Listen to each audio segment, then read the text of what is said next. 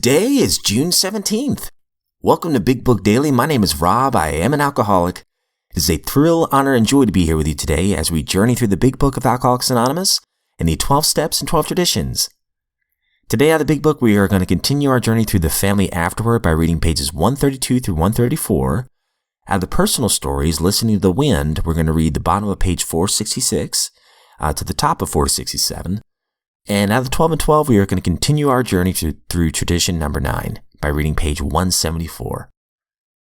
My friends, we've been given a brand new set of 24 hours, and it's one day at a time, right? And we're just plugging along here, in this podcast. It's been a blessing, and I'll say this, it's a commitment. I've done podcasts before, but doing this daily thing I've never done before. And I prayed about it a long time. I guess I'm giving you a little peek behind the curtain here. I prayed about it for a long time before starting this. And it's had its ebbs and flows. There's been days where I've been really excited. There's been days where I was just tired. But, just like the program, just keep going one day at a time, right? And my goal from the very beginning, what I've always hoped for is that this would help one person out there. Even though, I have no idea who's listening or whatever, I do see numbers, and I see more than one, and that is a blessing in itself. But I think the biggest thing is that I've discovered through this is it's helping me too, tremendously. Maybe I'm the one that needed this accountability. It's amazing how the God of my understanding works. But anyways, with that rambling aside, let's go ahead and get to the good stuff.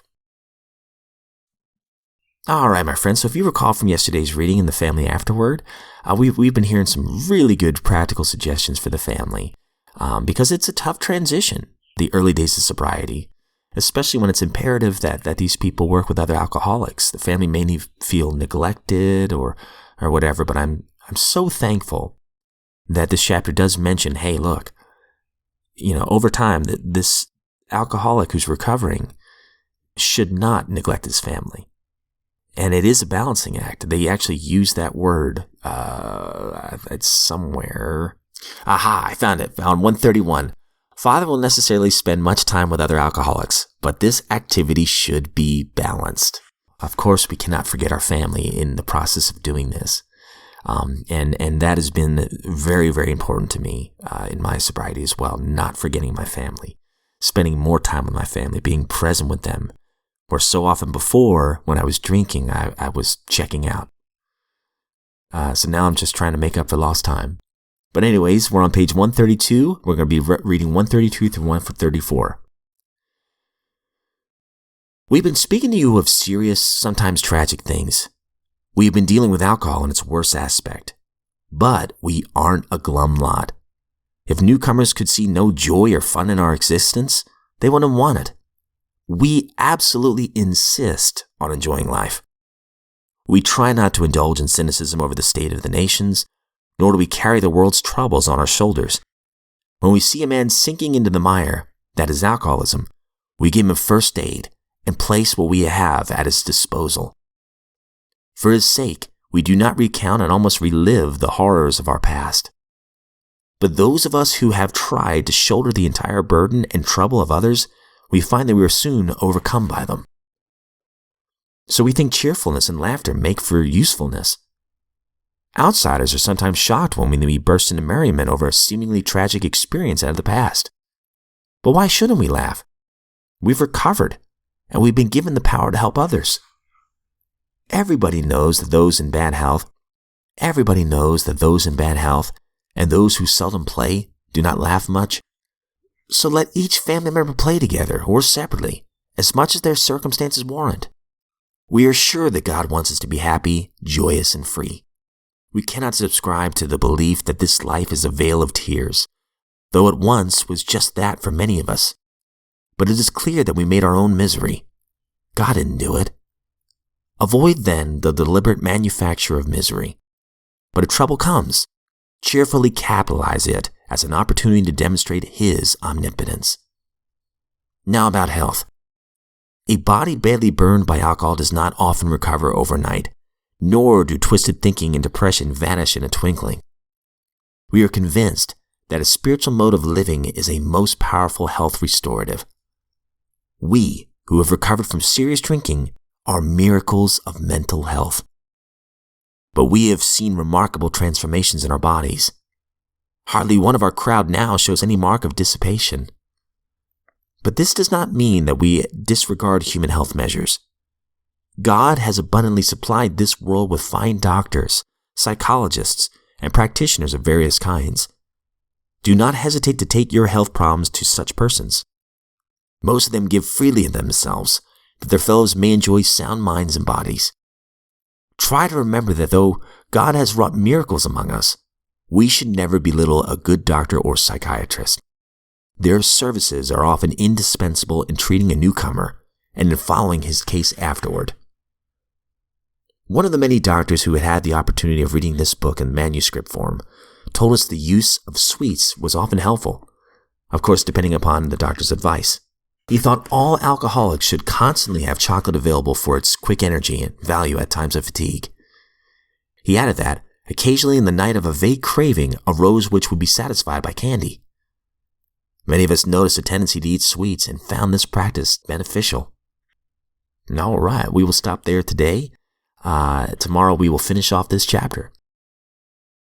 If you recall from listening to The Wind, yesterday we left off on page 466, about halfway down, and we talked about how this particular member in Alcoholics Anonymous writes our narrator of this quick letter and says, if you ever want to stop drinking, call Alcoholics Anonymous 24 hours a day. And at first, our narrator's like, seriously, I wasn't even drinking that night. And yesterday we talked about, what a miracle that was, that this woman somehow, with the intuition she had, knew that our narrator was an alcoholic. Kind of observed her in the laundromat and how her behavior. Decides to write this note, gives it to our narrator, and our narrator's, at first she's upset about it, but obviously she must have kept the note because she quotes it in this book. So a few hours later, our narrator, or actually I think it's the next day, our narrator is craving a drink as she wakes up, but she can hardly move, and she's panicking because she can't find her bottle. So we're going to read the second half of 466 going to 467. I found my empty purse on the floor, but I knew that I could never make it to the car. I became terrified. Who could I call? I never saw any friends anymore, and there was no way that I could call family. I remember the number in my pocket of my jeans. I hadn't even gotten dressed for several days. Where were the jeans? I searched the house until I found them on the floor of the bedroom. The number was in the pocket. After 3 tries, I managed to dial the number. A woman's voice answered. I got this number from you, is this AA? I asked. Yes, do you want to stop drinking? Please, yes. I need help. Oh, God. I felt the fiery tears run down my face. 5 minutes later, she pulled into my driveway. She must have been some kind of angel. How had she appeared from nowhere that day in the laundromat? How had she known? How had I kept her number all that time without losing it? Wow. We will stop there today. Finally, she admits she needs help. Oh man, great stuff. I got goosebumps. And we will find I think I know the answers to these questions. How had she known? How had I kept her number all that time without losing it? Hope you don't mind me saying this, but I feel like the God of my understanding really lined that up. Good stuff. And finally, my friends, we're on tradition number 9. AA as such ought never be organized, but we may create special service boards or committees directly responsible to those they serve. And yesterday we were talking about the AA's foundation, even the inner groups and the headquarters in New York. They try to abide by, not preaching at people, not telling them this is how it's going to be, and if you don't do this, you're going to, here's your punishment, or you're going to be banished. These are merely suggestions. Now that attitude is far removed from central government, isn't it? We recognize that alcoholics can't be dictated to, individually or collectively. If I said, all right, you better do this, you better do that, or this is going to, in one ear, not the other, right? All right, so you better turn to page 174. We're going to go ahead and finish off the rest of the page. At this juncture, we can hear a churchman exclaim, "They're making disobedience a virtue." He is joined by a psychiatrist who says, "Defiant brats, they won't grow up and conform to social usage." The man in the street says, "I don't understand it, they must be nuts." But all these observers have overlooked something unique in Alcoholics Anonymous. Unless each AA member follows to the best of his ability our suggested 12 steps to recovery, he almost certainly signs his own death warrant. His drunkenness and disillusion are not penalties inflicted by people in authority. They result from his personal disobedience to spiritual principles. The same stern threat applies to the group itself.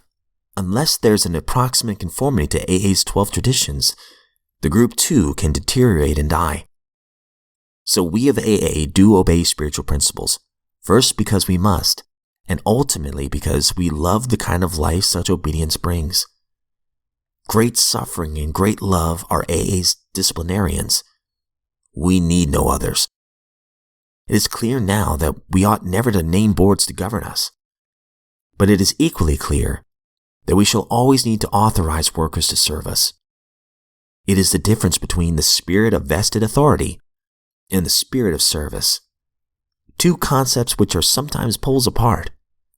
It is in this spirit of service that we elect the AA group's informal rotating committee, the intergroup association for the area, and the general service conferences of Alcoholics Anonymous for AA as a whole. Even our foundation, once an independent board, is today directly accountable to our fellowship. Its trustees are the caretakers and expediters of our world services. All right, I really love the line, "Great suffering and great love are AA's disciplinarians. We need no others." I think about the pain beforehand and the love that I received during and after that experience. Those are the things that make me want to continue one day at a time. And this ties right in to what the family Afterward was saying. We're not a glum lot. It's funny, they say, "Oh, we don't want to command you guys to do anything." I think out of the entire big book, this line right here is the most closely related to a commandment here. And it's a great line. 132. We aren't a glum lot. If newcomers could see no joy or fun in our existence, they wouldn't want it. Here it is. We absolutely insist on enjoying life. Now, that might be the most direct line that our narrators here in this book have suggested. But it's a good one, right? I remember when I first went into some of the fellowships, the first thing I was shocked by, because, I had my tail between my legs. I finally admitted my life was unmanageable and I had a problem with alcohol.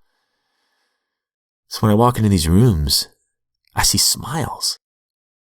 I hear laughter. And it was genuine. It wasn't fake at all. Because, sometimes you can sense it when people are being phony. But I didn't sense that from these people. I think now, in my life, sometimes I can take things a little too seriously and I have to catch myself and I gotta, wait a minute. I need to enjoy the life that I've been given. I'm sober today. That's worth celebrating right there. I don't have to do all the garbage I did before. I'm sober today. And it's so much more than just not drinking. I can try new experiences. I have a newfound joy. Oh, I have a family that I've gained through these fellowships. My marriage has been restored. I cannot thank the God of my understanding enough for the second chance that I've been given. It's hard not to smile about that. But anyways, my friends, I will quit rambling. I hope you all have a great day. If you are sober today, you are a miracle. And those who love you are very proud of you. If we are given another set of 24 hours, my friends, I sincerely look forward to seeing you right back here tomorrow.